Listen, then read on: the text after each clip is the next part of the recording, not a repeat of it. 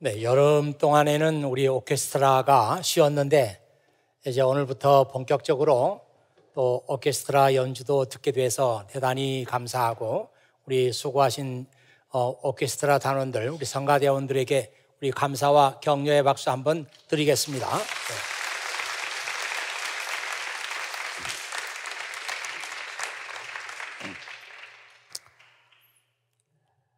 보스턴에 학업을 위해서 왔든지 혹은 직장 때문에 왔든지 보스턴에 처음 오신 분들 주님의 이름으로 환영합니다. 이렇게 환영하는 이유는 여러분들이 이 세상에서 제일 좋은 도시에 왔기 때문입니다. 이곳에는 세계 최고 수준의 학교들이 있고 병원들이 있습니다.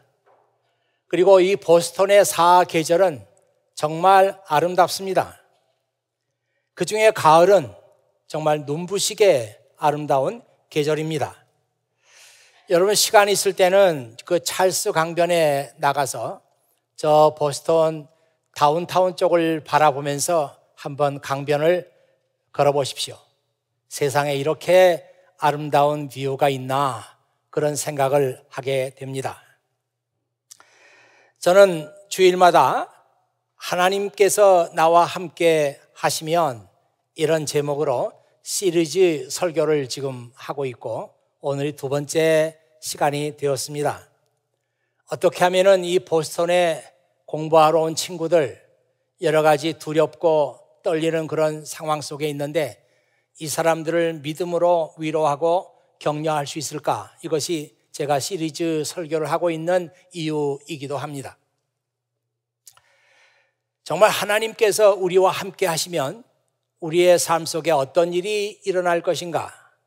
정말 뭔가 놀라운 일들이 우리 삶 속에 일어날 것 같은 생각이 들지 않습니까? 어렵고 힘든 일을 만난다고 해도 하나님께서 나와 함께 하시면은 뭔가 그 일이 쉽게 풀릴 것 같은 그런 생각이 들지 않습니까? 오늘 읽은 출애굽기 14장 말씀을 보면은 우리가 귀담아 들어야 할 중요한 두 가지 문제가 있습니다. 첫 번째는 하나님께서는 우리가 어쩔 수 없는 그런 환경을 맞이했을 때 가만히 있으라 이렇게 말씀하십니다. 13절, 14절에 그 말씀이 나와 있습니다. 두려워하지 마시오. 그저 가만히 있기만 하시오. 여호와께서 여러분을 위해서 싸워 주실 것입니다. Do not be afraid. The Lord will fight for you. You need only to be still. 너에게 지금 필요한 것은 안절부절하는 것도 아니고 걱정하고 염려하는 것도 아니고 불안에 떠는 것도 아니고 너에게 지금 요구되는 것은 가만히 있는 것이다. 그렇게 말씀하고 계십니다. 이 말씀을 배경으로 해서 만든 영화가 10개라고 하는 영화죠. 1956년에 나온 영화입니다. 거기에 찰튼 헤스턴이 모세 역으로 나오죠. 정말 명화 중에 명화입니다.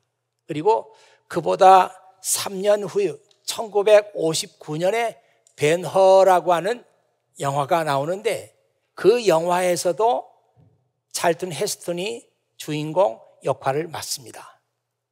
그 당시로서는 최고의 인기를 누리는 배우였습니다.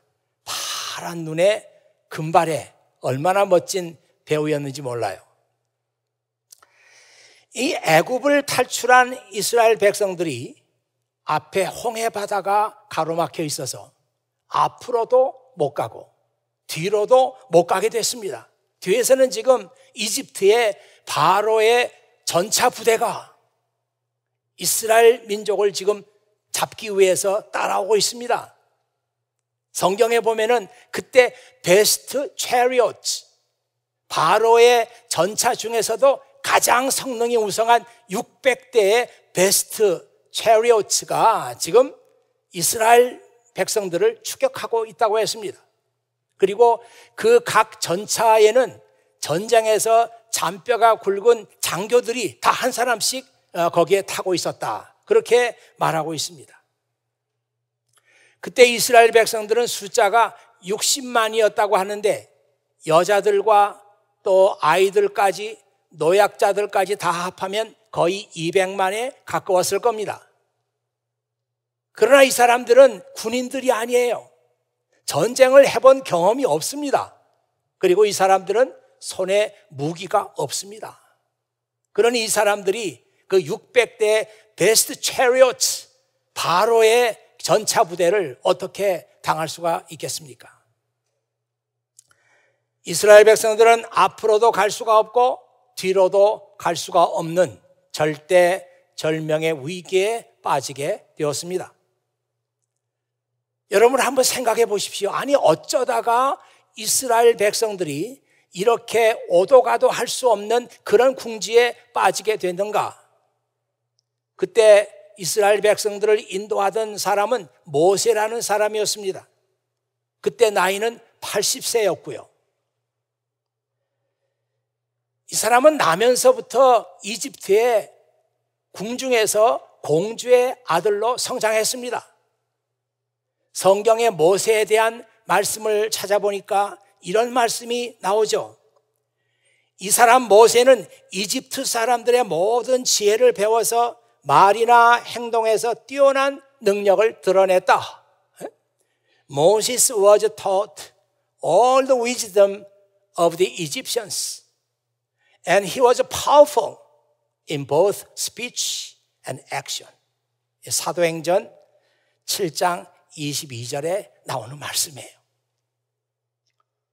저는 상상력을 동원해서 생각해 보기를, 아니 모세가 그때 이집트의 모든 학문과 지혜를 배웠다면 그때 전쟁에 필요한 전술학도 배웠을 것이다.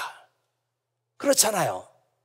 아니 이집트의 왕자가 전쟁에 필요한 이 전략 또 전술을 공부하지 않았다고 하는 것은 생각하기 어렵습니다. 그런데 여러분 이 출애굽기 말씀을 잘 읽어보면 이상한 구절을 우리가 발견하게 됩니다. 출애굽기 14장 2절에 있는 말씀인데요. 이스라엘 백성에게 뒤로 돌아서 비아히롯 앞에서 진을 치라고 말하여라.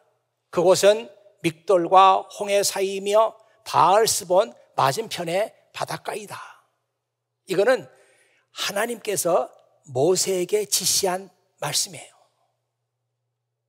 아마 여러분들이 이런 말씀을 읽으면서 이 말씀이 얼마나 놀랍고 이 말씀이 야 이게 이런 뜻이었어? 이렇게 아는 사람이 별로 없을 거예요. Order the Israelites to turn back. 이스라엘 백성들에게 turn back, 돌아서라고 말을 해라. And camp by 비아히롯에다가 캠프를 치라고 말해라. 이게 무슨 뜻인가 하면은 이스라엘 사람들이 지금 이집트를 나와가지고 자기 갈 길로 잘 가고 있어요. 그들의 목표는 젖과 꿀이 흐르는 자기 조상들이 살던 땅이었습니다. 거기를 향해서 가고 있어요. 그런데 하나님께서 갑자기 turn back, 돌아서라. 그래서 이 비아히로스라고 하는 데다가 캠프를 쳐라. 그렇게 말씀하신 거예요. 이 비아히로스는 어떤 곳이냐? Between Migdol and the sea. 바다와 믹돌이라고 하는 지명 이름이죠. 바다와 믹돌이라고 하는 그 사이란 말이에요. Camp there. 거기서 진을 쳐라. Along the shore. 해변가를 쭉 따라서 거기다가 진을 쳐라. Across from Baalsebon. 그러니까 이 말씀을 잘 보면은 아니 어떻게 하나님께서 잘 길을 가고 있던 사람들 돌아서라고 말씀하시고 그리고 하나님께서 구체적인 지명까지 얘기해 주면서 거기다가 진을 치라. 거기가 바닷가였어요. 그 바다가 홍해 바다입니다. 우리는 이런 말씀을 읽으면서 야, 지금 이스라엘 민족을 오도 가도 못하게 그 홍해 바다 앞으로 진을 치라고 말씀하신 분이 하나님이시구나. 전술하게 밝았던 모세는 이건 말도 안 되는 얘기지만 하나님 말씀에 순종해서 바닷가에다가 진을 치게 했습니다. 그러다가 이 어려운 상황을 맞이하게 된 거예요. 여러분, 이런 성경 말씀을 읽으면서 우리는 무슨 생각을 해야 되겠습니까? 야, 지금 이스라엘 민족이 위기를 만나고 절대절명의 그 상황 속에 놓이게 됐는데 하나님께서 그런 상황 속으로 자기 민족을 몰고 가셨구나. 우리 하나님의 자녀들의 삶 속에 어려움이 있고 고난이 있습니다.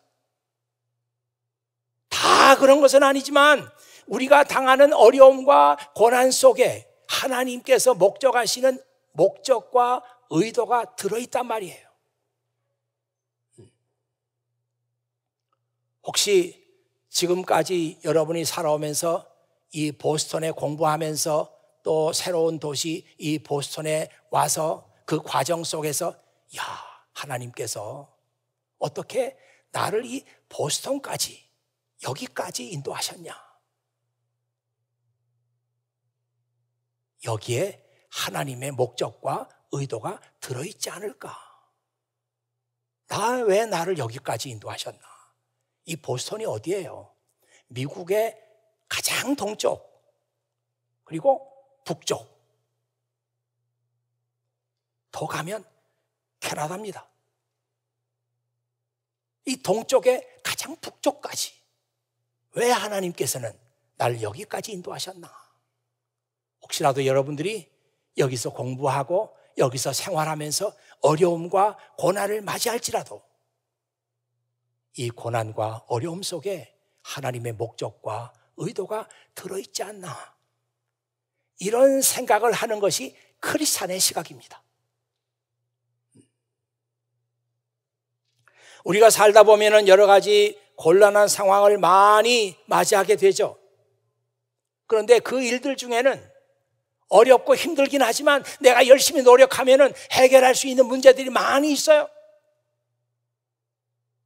그런 것들은 여러분들이 노력해서 열심히 공부해서 해결해야 합니다. 시험도 그래요. 열심히 노력해서 공부해야 좋은 그레이드를 받는 거 아니에요. 공부 안 하고 노력 안 하고 끝에 가서 나는 열심히 기도해가지고 그레이드를 좀 좋게 받아보겠다? 이건 크리스찬의 시각 아닙니다. 크리스찬은 그런 생각하지 않아요. 우리가 당하는 많은 어려움과 곤란 가운데 내가 열심히 노력하고 열심히 공부하고 힘써서 이 문제 해결할 수 있는 건 많이 있습니다. 그런데 우리가 당하는 문제 가운데 내 힘으로는 도저히 어떻게 할 수 없는 문제가 있단 말이에요. 내가 아무리 노력해도 이건 안 되는 문제예요. 지금 이스라엘 민족이 당하고 있는 그 고난이라는 게 그런 거죠. 앞에는 바다요. 뒤에는 바로의 전차 부대가 지금 추격해 오고 있습니다. 손에는 무기도 없어요. 어떻게 합니까? 뭐 회의를 해봐요? 회의해도 해결되는 문제가 아니에요. 죽기 아니면 살기로 싸우자. 그래서 해결되는 문제도 아니에요. 내 힘으로는 어쩔 수가 없어요. 그때 하나님께서 말씀하시기를 너희는 두려워하지 말고 가만히 있으라. 가만히 있으라. You need only to be still. 너에게 필요한 것은 지금 가만히 있는 것이야. 가만히 있으라고 하는 말은 내가 어떤 노력할 필요도 없다는 것이에요. 뭘 어떻게 내가 해결해 보려고 애쓰지 말라는 거예요. 가만히 있어서 하나님께서 이 상황을 어떻게 해결하시는가 보라. 그 얘기죠. 여러분이 즐겨 부르던 찬양 가운데 지금은 이 찬양 잘 부르지 않습니다. 옛날에 많이 불렀어요. 나의 영혼이 잠잠히 하나님만 바라며 나의 구원이 그에게서 나오는 도다. 오직 주만이 나의 반석, 나의 구원이시니 오직 주만이 나의 산성, 내가 요동치 아니하리라. 많이 불렀어요. 이 청년들이 이 찬양을 부르면서 무슨 생각을 가지고 불렀는지 모르겠습니다. 나의 영혼이 잠잠히 하나님만 바라며 My soul desires only God. 내 영혼이 오직 하나님만 갈망합니다. 하나님만 바랍니다. 하나님께만 내 소망을 둡니다. 이런 가사잖아요.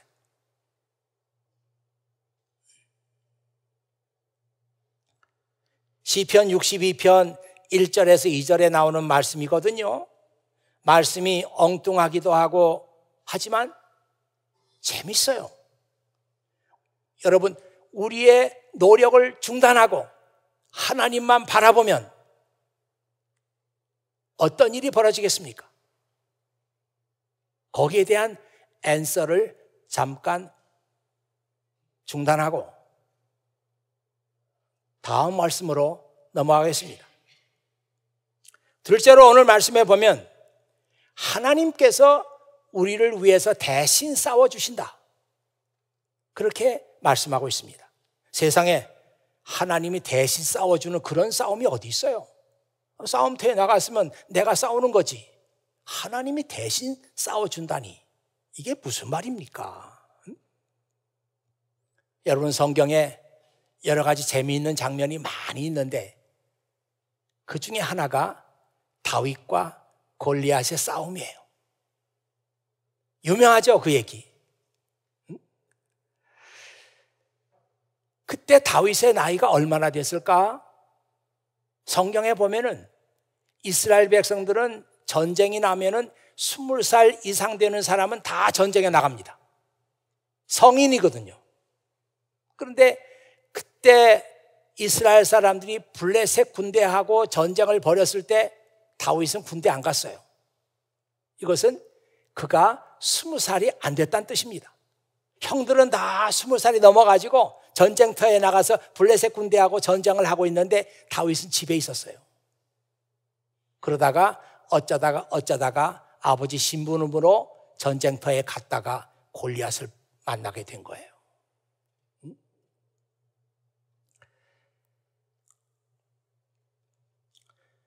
제가 신학교 다녔을 때 이 구약 과목 시험에 문제가 나오는데 그 교수님이 제가 보기엔 너무 쪼잔하고 성격도 난 그래서 그 교수님 때문에 구약 과목 취미를 잃어버렸어요.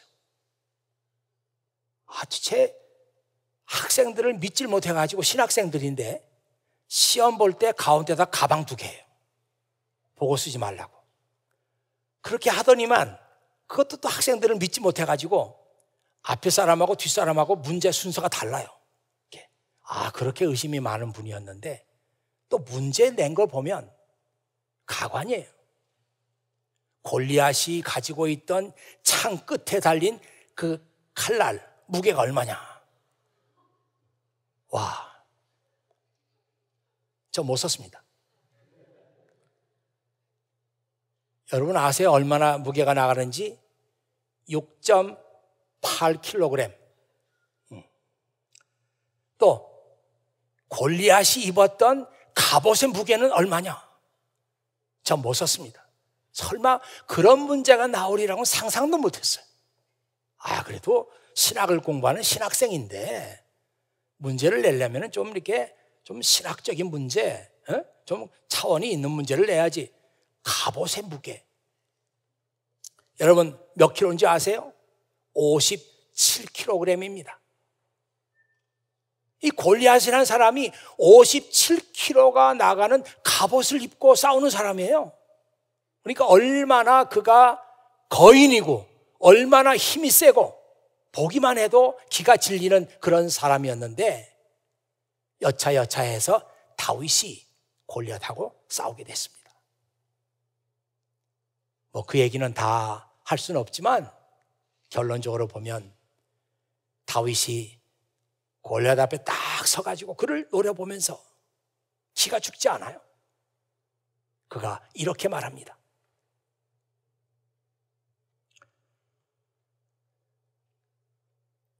The Lord rescues His people.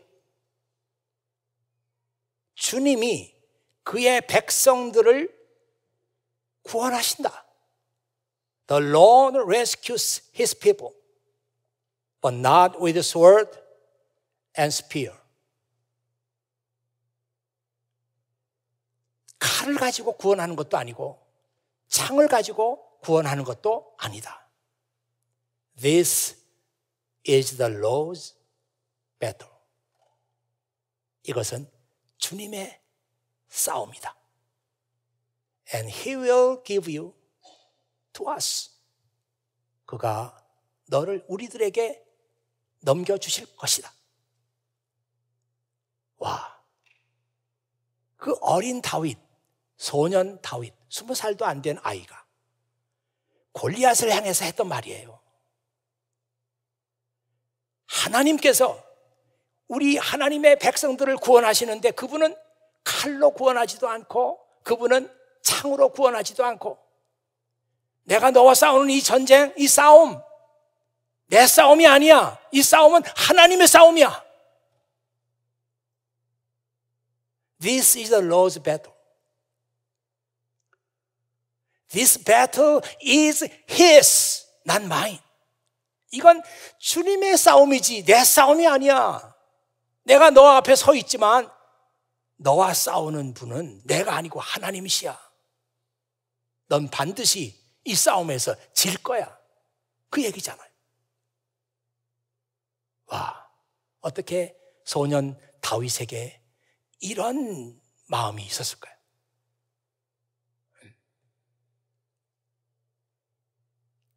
이 싸움은 주님의 싸움이지 내 싸움이 아니다. 이 말이 개역 성경에는 뭐라고 나와 있는가 하면 전쟁은 하나님께 속하였나니.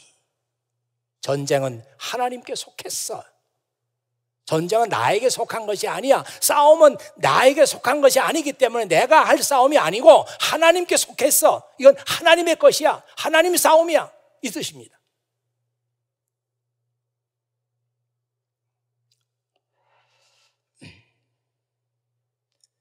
이 절대절명의 위기 속에서 하나님의 말씀대로 가만히 있으면서 하나님만 바라보았던 이스라엘 백성 앞에 홍해바다가 갈라졌습니다.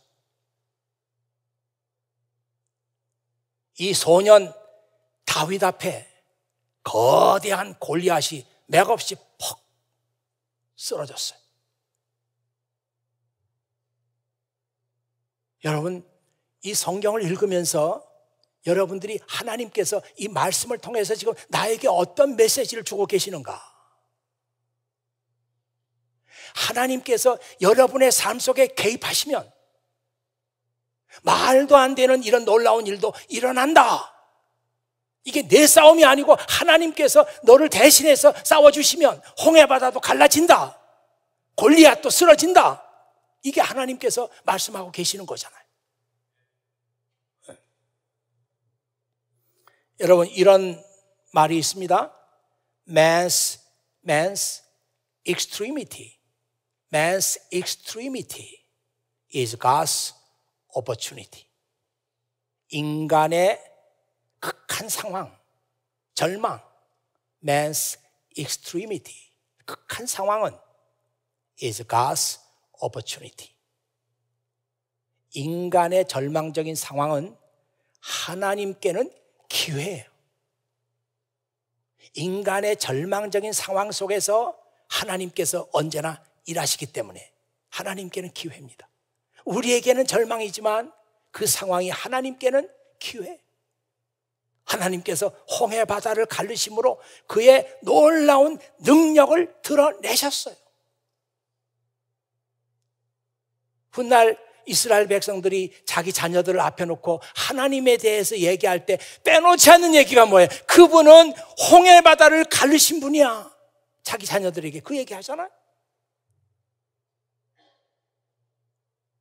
Man's extremity is God's opportunity. 이 얘기를 존 플레이버리라고 하는 청교도 목사님께서 처음으로 하셨다. 그런데 뭐 확인할 길은 없습니다. 그분이 한 얘기라고 그래요.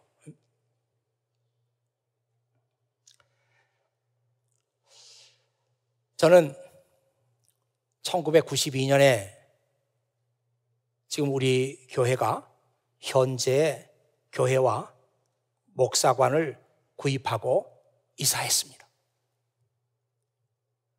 저는 그 과정을 돌이켜 볼 때, 하나님께서 이렇게 일하시는구나.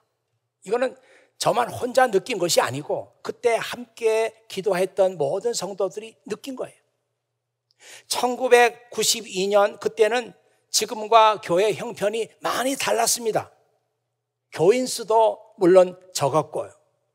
그때 교회 예산이 6,800불,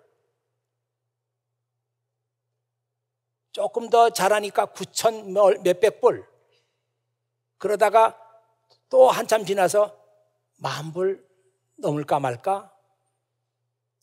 여러분 생각에 그때는 아마 6,800불이지만 지금 돈으로 환산을 하면 아마 60만 불쯤 될 거야. 그런 생각하시는 분은 안 계시겠죠.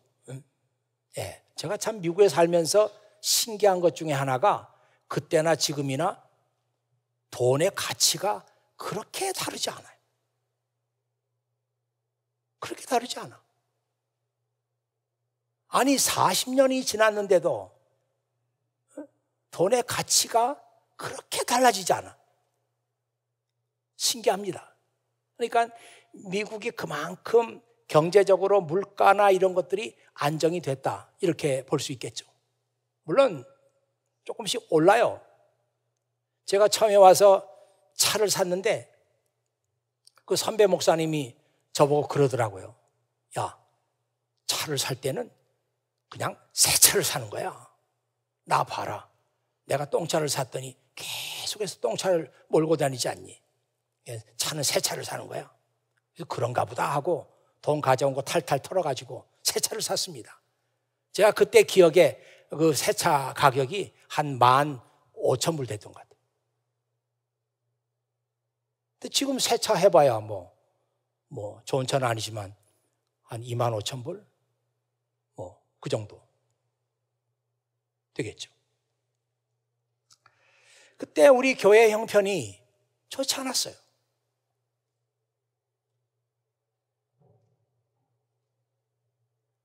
그때 우리 교회는 하버드 스퀘어에 있는 UCC 교회 건물을 빌려서 예배를 드리고 있었습니다. 그런데 그 교회가 이제 도시화가 이렇게, 지금 이 교회 얘기하는 거예요. 그렇게 빌려서 예배를 드리고 있었는데, 지금 이 교회가 미국 교회가 소유하고 있었는데, 여기가 도시화가 되고 센트럴 스퀘어에서 자꾸 인구가 변동이 되고 백인들이 자꾸 이주를 하고, 그런 바람에 이 교회가 문을 닫게 됐습니다. 그래서 어디서 그런 용기가 났는지 이 교회당을 우리가 구입해야 되겠다, 그런 생각을 처음으로 한 것입니다. 그러니까 교회 예산 6,800불, 기껏해야 10,000불도 안 되는 예산 가지고 이 교회를 사겠다, 말이 안 되는 거죠. 자, 그런데 이 미국 교회가 이제 문을 닫았어요.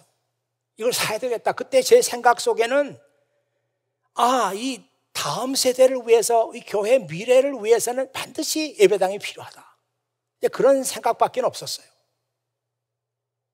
무모하지만 이 예배당을 사야 되겠다, 그런 생각을 하게 된 것이죠. 저는 그때 저쪽에서 토요일 날 새벽 기도를 마치고 또 차를 타고 여기까지 와가지고 이 교회 들어가는 지금도 문고리가 있습니다. 동그란 문고리가 2개가, 4개가 있는데 그 문고리를 잡고 기도했어요. 하나님, 우리 교회가 이 교회를 사용할 수 있도록 여기를 열고 들어올 수 있는 열쇠를 제게 주십시오. 그렇게 기도했어요. 그래서 제가 그때 성도들에게 설교했던 설교 제목 가운데도 문고리 기도라는 제목이 지금도 생각이 납니다. 이 모든 그때 과정이 일부 교회 창립 40주년 기념 앨범에 들어있어요.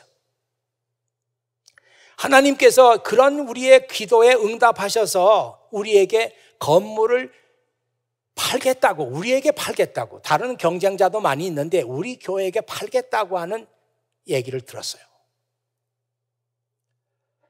그래서 그분들과 이제 교회를 인수하기 위해서 협상을 했죠. 처음에는 100만 불도 더 달라고 그렇게 요구했습니다. 우리는 할 바를 잊어버렸죠. 100만 불이라니 말도 안 되는. 그래서 협상을 몇 차례 더 했어요. 근데 우리하고는 얘기가 안 될 정도로 엄청난 것을 요구하는 거예요. 마지막 협상입니다. 우리도 지치니까 우리 임원들, 교회 임원들 모여가지고 이거 어떻게 하면 좋겠냐. 그래가지고 결정을 했어요, 그때. 만일 오늘이 마지막 협상인데 30만 불을 더 달라고 하면 우리 30만 불이 우리가 결정한 가격이에요. 우리는 30만 불을 더 달라고 하면 아쉽지만 포기한다. 근데 30만 불이 우리에게 있는 건 아니에요. 없지만 그래도 그 밑에는 안 내려갈 것 같은 생각이 들어서 그런 결정을 했던 거예요. 그래서 협상 테이블이 열리게 됐는데 미국 교회 교인들도 그 대표자가 오면서 이 한국 교회하고 이 액수가 아니면은 팔지 않겠다. 이 마지막 협상이니까요. 그래서 우리는 그 대표자들이 저쪽 부엌 쪽으로 가가지고 기도했습니다. 하나님, 이게 결과가 하나님께 달린 거지 우리에게 달린 게 아닙니다. 그러면서 기도했어요. 그리고 나서 우리가 결정한 가격을 종이다 썼어요. 그분들도 자기들이 받아야 될 액수를 썼어요. 동시에 오픈한 겁니다. 동시에 오픈했더니 30만 불이었어요. 그래서 이제 결정은 됐습니다. 그런데 돈이 없잖아요. 이런 그 과정 속에서 사람들의 마음이 상처를 받기도 하고, 돈도 없는데 어떻게 이런 일을 추진하는가. 그러면서 일부 교인들은 교회를 나가버렸어요. 그때가 제 목회 가운데서는 참 힘든 시간이었죠. 힘든 시간이었지만 저는 교회에 올 때마다 그래도 힘든 가운데서 뭔가 흥분된 게 있고, 뭔가 그래도 하나님께서 일하시지 않겠는가, 이런 기대감이 있었어요. 교회에 올 때마다. 그때 제가 할 수 있는 것은 아무것도 없잖아요. 제가 가지고 있던 것은 다 그때 조금이라도 돈이 모여야 뭘 시작할 수 있으니까 다 헌금했습니다. 더 이상 할 것도 없어요. 제가 할 수 있는 것은 하나님께 기도하는 것밖에는 다른 방도는 없었습니다. 그러면서 하루하루 날짜가 지나가고 있었어요. 어떤 날 아침 10시쯤 됐는데 따르릉 하면서 전화가 오는 거예요. 딱 받아보니까 웬 외국 사람이에요. 쓸데없는 전화가 왔나? 그러면서 좀 들어봤어요. 들었더니 레버런 킴, 니들이 교회를 산다고 하는 말을 들었는데 어려움이 없어? 속으로 저는 많지. 계속 하는 거예요. 근데 내가 도와줄 일은 없을까? 당신은 누구십니까? 물었더니 자기는 그때 우리 교회가 UCC 교단에 미국 교단에 속해 있었는데 그 매사추세츠 주의 그 교단의 트레저러예요. 돈을 관리하는 사람이에요. 그래서 둘이 만났어요. 도와달라고. 그랬더니 약속을 해서 그 사람이 나왔는데 나이가 많으신 분이었어요. 아이리시였어요. 그린 복장을 딱 하고 나타났어요. 나하고 뱅크를 가자는 거예요. 그때까지 뱅크에 여러 번 갔지만 교회는 돈을 빌려주지 않는다 하면서 딱 몇 번 거절당했거든요. 뱅크 가자는 거예요. 갔더니 그 지점장이 나와가지고 우리를 2층으로 데리고 가더라고요. 얘기 좀 해보자. 그때 그 트레저러가 했던 말이, 내가 이러이러한 기관의 트레저러인데 만일 한국교회에다가 돈을 대출한다면 우리가 가지고 있는 모든 돈을 다 여기로 뱅크를 바꾸겠다. 그러니 돈을 빌려줄 수 있는가? 그렇게 물었더니 빌려줄 수 있다고 그러더라고요. 그래서 이 뱅크로부터 돈을 빌렸습니다. 그때 30만 불. 지금 케임브리지 세이빙스 뱅크가 저 하버드 스퀘어 쪽에 지금도 있어요. 저는 지금도 그 사람의 이름이 생각이 나요. 시드니 닐. 얼마나 고마웠으면 그 사람이 잊혀지지 않았잖아요. 저는 지금도 그 사람이 왜 나에게 전화를 했나? 그 사람이 왜 우리 한국교회를 그렇게 도와주고 싶어 했나? 저는 분명히 믿기를 그 사람은 하나님께서 보내주신 사람 맞아요. 저하고 아무 관계없는 사람이에요.